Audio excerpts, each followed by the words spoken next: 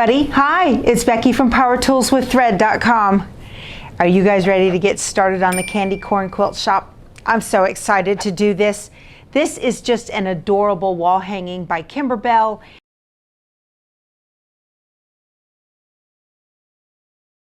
I have just been looking forward to it for several weeks, ever since I decided to go ahead and do it. And this video is going to be the introductory video to talk about everything you need to do to get ready to do this with me.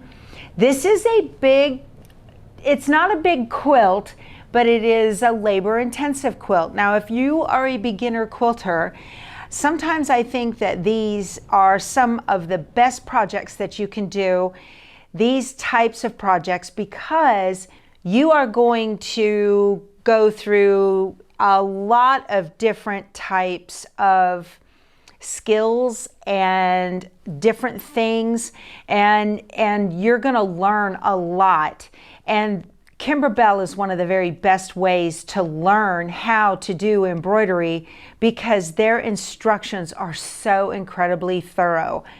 So if you wanted to do this with me, all of the information that you need to do this with me is below in the description box, or you can go over to my blog, powertoolswiththread.com, and there are links there for you to get the fabric and the pattern and stabilizers and every little thing that you need in order to be able to do this. So there are two different types of patterns. This comes as a sewing pattern or an embroidery pattern. So you can do either one. Even if you don't have an embroidery machine, you can still do the sewing pattern and put it all together and put on the embellishments, everything, and it will turn out just adorable. I made myself some notes to talk to you about exactly what you can expect from this video series, and some tips and tricks that I have learned along the way from doing other quilts like this with Kimberbell products. And so I just want to give you some of my, some insight based on what I've learned. The biggest thing that you can do to help yourself with this project, because as I mentioned before, it has a lot of different parts and pieces, is to be organized. And in the book, they go through, I've got little tabs on here of notes that I wanted to talk to you about. But one of the things that they talk about in the book is to get organized with baggies. And they talk to you here about the baggies that you will need, and they give you an entire list of what you would write on each baggie. And that is found on page 3. For the baggies, I like to use the quart size bags, because the blocks, once they're finished, you can slip them back into the bag. Like your 6-inch block is going to fit in here when it's done. So I will go through and take a Sharpie. I've got a Sharpie right here. I'll go through and take a Sharpie and write down all of the list of the names that need to go on each one of the baggies. Then you may want to take these baggies and put them inside gallon-sized baggies based on the section that the quilt is in. If you need to be that micro-organized, that's fine.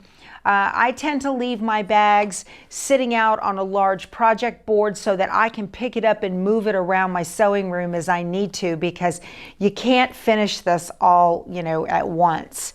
Sometimes it's really funny, my husband will reach into the freezer to grab something in a Ziploc, and it'll say something like red, white, and bloom on the bag. I reuse them when I get done, and I just use them for what they're really designed for. I really encourage you to read the entire pattern book. I think like the first 48 pages are the entire quilt. The first 11 pages are everything you need to know before you start the actual quilt blocks themselves. If you're a seasoned embroiderer and you're pretty comfortable with the machine and everything, there's only a couple of blocks where they want you to trim away the outside of the applique fabric after you finish all the stitching as opposed to before. But that is because of the stitch intensive design, and they don't want it to draw in you know, and then you've got it too short and that outer stitching may not capture that on the applique. So for your fabric prep, I do not pre-wash my fabrics at all. I never do, especially if you have a pre-cut kit like this. And the pre-cuts will be frayed, and they fray very easily. And if you wash them, your odds of fraying are pretty high. I will be starching all of my fabrics using Faultless spray starch with the blue cap. And I spray on the back of the fabric. I don't use steam. I generally don't like steam because steam can wobble the fibers in the fabric, and you just really want to prevent any kind of torque or any wobbling at all that might happen. So I prefer to leave the manufacturer's sizing in the fabric the way it came from the kit, and then to starch it on the back. I only starch like left, right, top to bottom. I don't starch on a diagonal on the fabric. Again, I don't want those fabrics to wobble at all. You're going to want to use the interfacing. It's a fusible woven interfacing. Where's it at? And Kimberbell has it. This is Kimberbell's fusible woven, and it has a green label on it, a pretty green label on it. They color code all of their interfacings, and we'll get into that more in just a minute. But you want to put this fusible interfacing on every one of your fabric pieces that came in the kit. And then I also will be adding this to the back of the borders and making sure that is to keep the same density consistency across the entire top of the quilt. So if you don't use a fusible woven interfacing, you're going to really experience a lot of puckering. And so I just really recommend that you use this and you put it on the back of all of your fabrics. And we will go over all of the interfacings again in just a second. If you have already read through the pattern book, you will notice that the word batting is not in there at all when it comes to the quilt itself. And that is because the batting portion of the quilt actually would be done at the end unless you are doing Kimberbell's background quilting. And the background quilting is a group of really cute designs, but they do not come in the pattern book at all. They do not come on the CD that comes with the pattern book. You can get these quilting designs on a download from Kimberbell. And then if you do that, I just recommend that if you are going to be doing the background quilting, that you cut all of your fabrics just a 1/4 of an inch taller and wider than is stated on the cutting guide in the pattern book. If you go to page 8 in the pattern book, it gives you the exact measurements you would need to cut out all of your fabrics. These measurements correspond to the fabric cutting that is all on page 4 and 5 and 6. I encourage you, once you get your pattern book and your fabrics together, especially if you bought a kit, to go through and check off each one of the fabrics and make sure that you have what the pattern calls for. And then if you don't, you will know what fabric may have been substituted for that. It is possible, and this happens all the time, there are a lot of different fabrics that are included in this pattern. And if you get your kit from a quilt shop, a lot of times they don't buy all of the entire line to be used in this, and they will substitute some of their own. So I really encourage you to go through your fabrics and double check and make sure, do an inventory and make sure that you have what the pattern calls for, or something similar if that's what your quilt store provided, and you've got it in the right amount that is called for in the pattern book. A lot of you have asked about thread colors. As you can imagine, there are dozens of embroidery thread companies out there on the market, and everybody's got different numbers for their threads. This pattern book does not recommend any particular thread brand, and they don't offer thread color numbers. But what they do have at the bottom of page 3 is a color chip of each color of thread that is used in this quilt. And so I recommend that you take a look at this in some pretty bright light and match your thread colors from the brands that you have at home to what they're going to be using. That's really the simplest way to do it, so that everybody can have an idea of what thread color they need to use in the book. When it comes to the stabilizers in the pattern book are color coded. Color code here corresponds with the color of the label of the stabilizer itself. And then in each pattern, when it's time to do the wash away stabilizer, for example, there will be a little blue box with a water drop on it. And that's going to tell you what kind of stabilizer you need to use. So that's very, very simple. It takes all of the guesswork out of what stabilizer is going to be needed. So I recommend that you take a look at those that are needed in the book and get the stabilizers that you need. When we get to the sit and stitch block that's on page 35, that's the first time you're going to see the use of iron away topping. That is in the roll with the light green label. Iron away topping is a specialty topping that when it is ironed off, and it's perfectly fine to just, the heat just makes it dissolve. What it does is it adheres to the fabric that it's on top of, and then it will kind of create a heat seal on that fabric.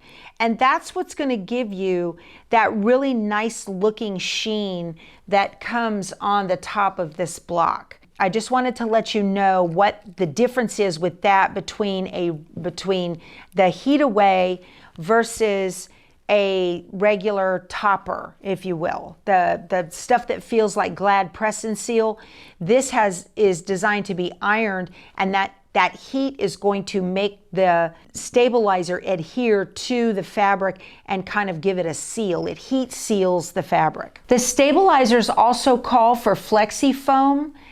This flexi foam is found in your embellishment kit. There are 2 pieces of this in the embellishment kit, so you don't have to purchase an additional roll or package of that at all. I had mentioned background quilting earlier. I also mentioned that I would personally cut my blocks. If you're going to be doing the background quilting, you will want to cut your blocks 1/4 of an inch taller and 1/4 of an inch wider. Don't worry about it. You have plenty of fabric to be able to absorb that. But when you do the background quilting, the pattern for the background quilting is going to stitch down a placement line for the batting. You'll put your batting over there. It will tack it down. You'll trim away the batting. You'll put your fabric on there, and then it will stitch on, and it will tack down the fabric, and then you will do the background quilting design in there. The background quilting guides are on the Kimberbell website, and on the guide, I actually printed this from the little thumbnails that are underneath the background quilting where you purchase your background quilting designs. In each one of these blocks, there is a number. I'll put a close-up of it right here.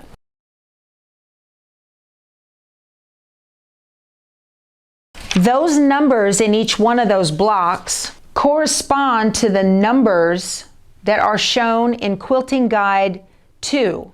So the one with the picture is Quilting Guide number 1, and the one with each design is Quilting Guide number 2. So for instance, in the very first block with the pumpkin, that is number 1. Number 1 uses, that's the pumpkin pin cushion. That one uses Halloween 4 4x4. The background quilting designs that you downloaded are also labeled with the same naming convention, and it will be Halloween 4 4x4.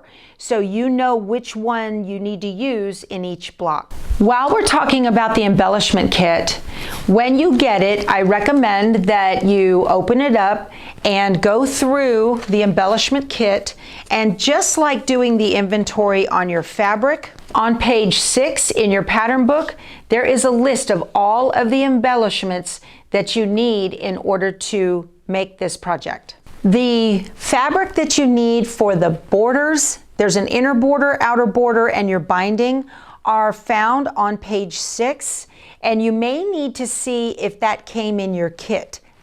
They sometimes don't.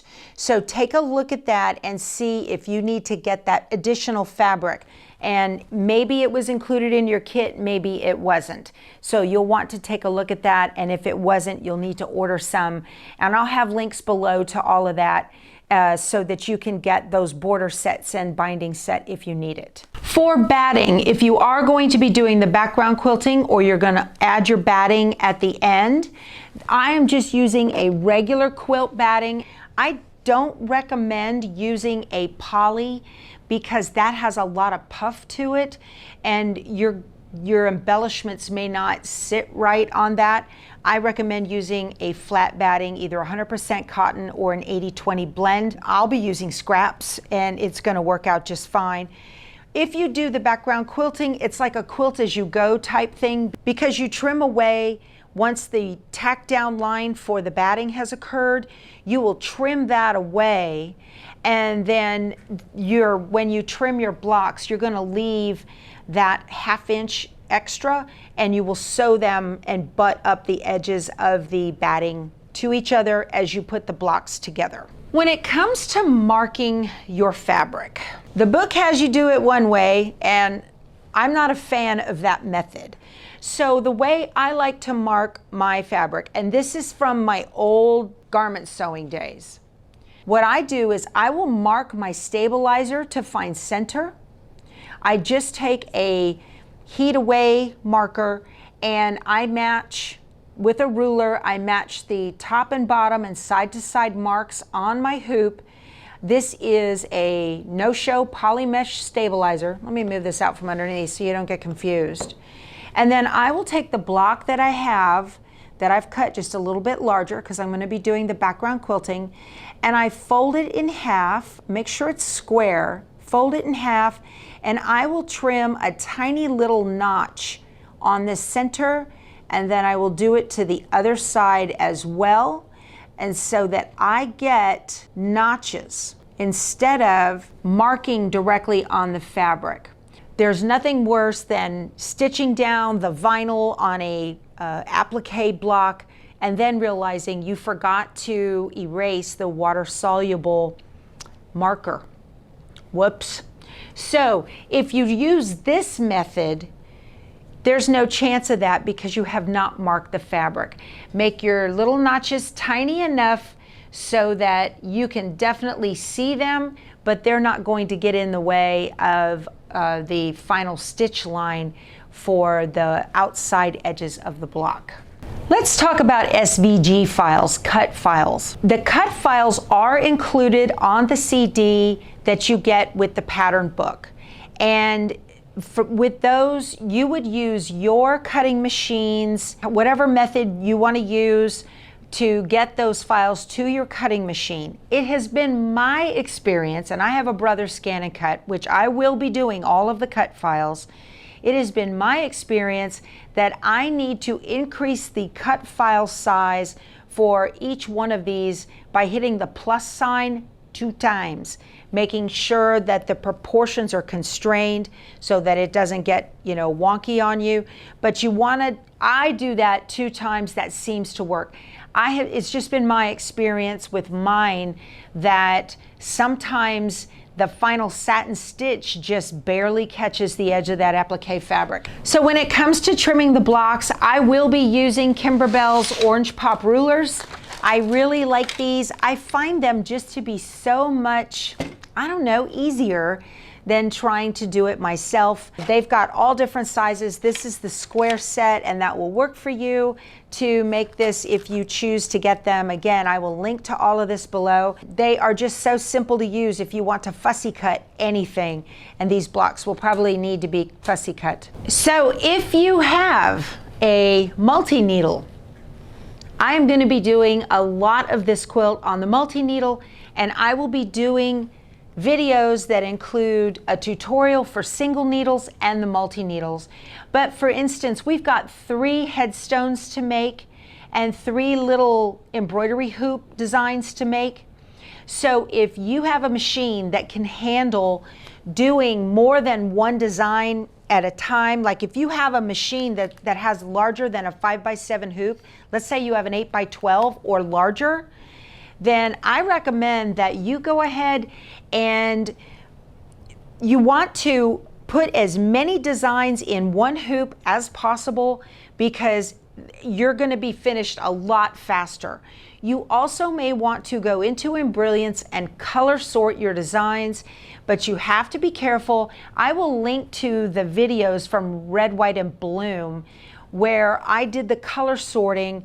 You want to make sure that the placement stitch for blocks 1, 2, and 3 are one color, the tack down stitch for 1, 2, and 3 are a different color, and then be able to put those pauses in on the multi-needle. But I'm going to show you how to do all of that.